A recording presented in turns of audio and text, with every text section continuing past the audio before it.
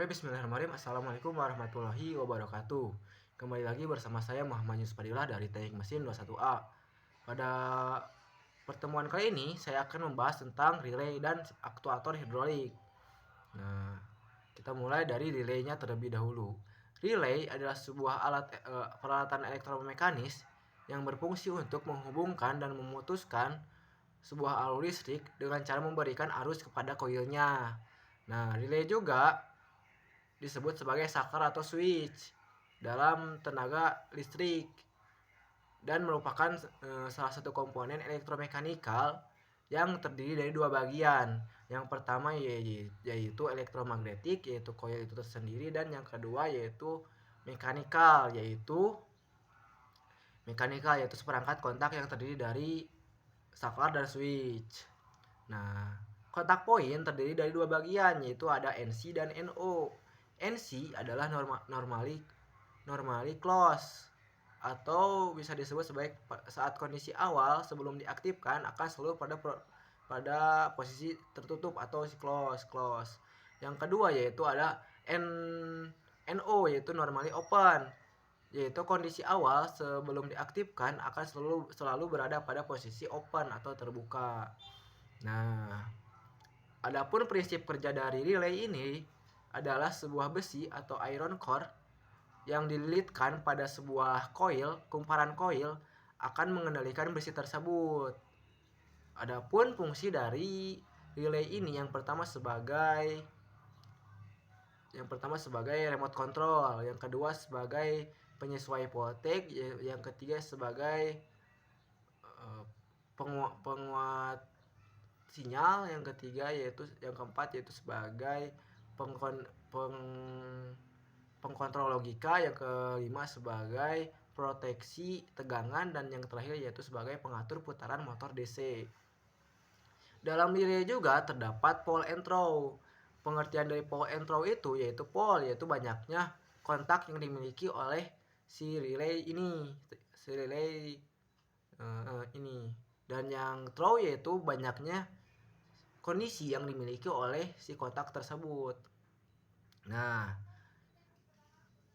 pada sesi sebelumnya saya membahas tentang jenis-jenis aktuator itu terbagi menjadi 4 bagian, yaitu ada aktuator listrik, ada aktuator hidrolik, ada aktuator pneumatik, dan aktuator mekanik. Pada sesi sebelumnya saya pernah membahas tentang aktuator listrik, dan pada sesi kali ini saya akan membahas tentang aktuator hidrolik. Aktuator hidrolik adalah suatu sistem untuk menggerakkan beban. Aktuator ini juga berfungsi untuk mengubah tenaga hidrolik menjadi tenaga mekanik, linear maupun putaran. Prinsip kerja dari aktuator hidrolik ini sangatlah sederhana, yaitu dengan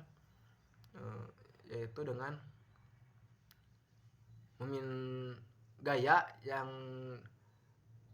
berpindah pada titik yang dimanfaatkan. Nah, pada cairan fluida yang dipakai pada aktuator hidrolik ini yaitu oli. Nah, komponen-komponen yang terdapat pada aktuator hidrolik diantaranya yaitu yang pertama ada pompa, komponen yang berfungsi untuk mengubah tenaga hidrolik menjadi tenaga mekanik. Yang kedua yaitu ada selang dan pipa, komponen yang berfungsi untuk mentransmisikan dan mencairkan itu tenaga hidrolik ini. Yang ketiga yaitu ada katup yang berfungsi untuk mengatur energi hidrolik ini. Yang keempat yaitu ada silinder hidrolik dan motor hidrolik yang berfungsi untuk mengubah tenaga mekanik ke tenaga hidrolik. Nah, dalam komponen sistem hidrolik ini terdapat komponen tambahan. Yang pertama yaitu ada tangki yang berfungsi